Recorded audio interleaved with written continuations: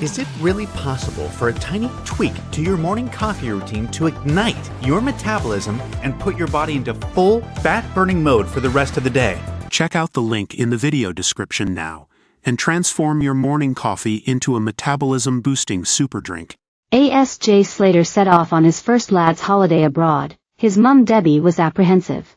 Like every parent, Debbie would have naturally been worried about everything from flights to accommodation and wild nightlife. But she swallowed her concerns and encouraged Jay to go and have fun. Never in a million years could she have imagined the horror she now faces.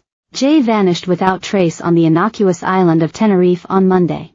A huge search is now underway to find the 19-year-old who flew out to the island with two friends only to disappear following a rave on Sunday night. Jay, an apprentice bricklayer from Ozzeltwizel, Lanks, met some new pals at the NRG Music Festival and told his friend Lucy Law he would be staying with them overnight. They are believed to have used a hire car to travel to a property in the rural, mountainous area of Parque Rural de Teno in the west of Tenerife, a 10-hour walk from Jay's accommodation in Los Cristianos in the south. Jay called pal Lucy the next day to say he had missed the bus home, had cut his leg on a cactus and was lost in a rural area without water. His battery was down to 1% as he tried to navigate his way back using a Maps app on his phone. Nobody has seen him since. Mum Debbie, who has since flown out to the island, said, "It's a nightmare, it's just an absolute living nightmare. I wouldn't wish this on anybody. I just want my baby back. Please, just anybody who can help, just look for him."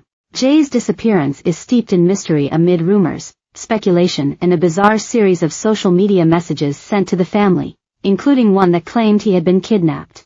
Ex-Coronation Street star Vicky Entwistle, who used to play Janice Battersby in the ITV soap, is the goddaughter of Jay's granny. She shared one of the missing posters circulating online, adding, "My godmother's grandson has gone missing. His mother has flown out 7 p.m. to join the police search. Hope to God they find him.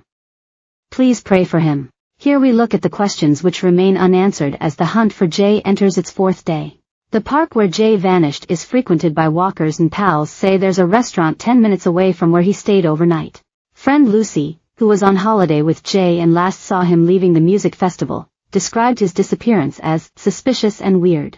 She said, "Jay's not stupid. It was just before 9 a.m. in the morning when he rang me in broad daylight, and the area he was in is full of hikers.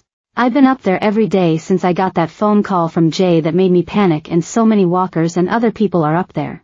It's secluded, but the spot where he last made phone contact with me is near a main road, and he would have had the wherewithal to flag someone down, to wave someone down and ask for help. There's something weird going on. It's suspicious." "You're telling me someone's not seen him?" "There's a restaurant 10 minutes away that he would have seen or walked past."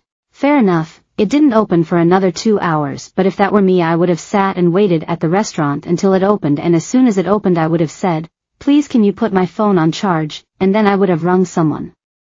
I would have rung for a taxi. It's suspicious and it's weird." Mum Debbie believes someone may have kidnapped Jay because nobody has seen him. She said, "There is a main road, there's bus stops there, there's cafes, it's a hiking route. There's people about, people must have seen him. And if people haven't seen him, someone must have taken him. I've got a bad feeling. I'm being warned there's a lot of bad people in Tenerife. I just think he's being held against his will. He's not a stupid lad. He wouldn't have gone walking down bloody mountains." She said that, despite her fears, she's had no ransom demand. Despite Tenerife being relatively safe for the 2.3 million Brits who visit each year, the island has a darker side.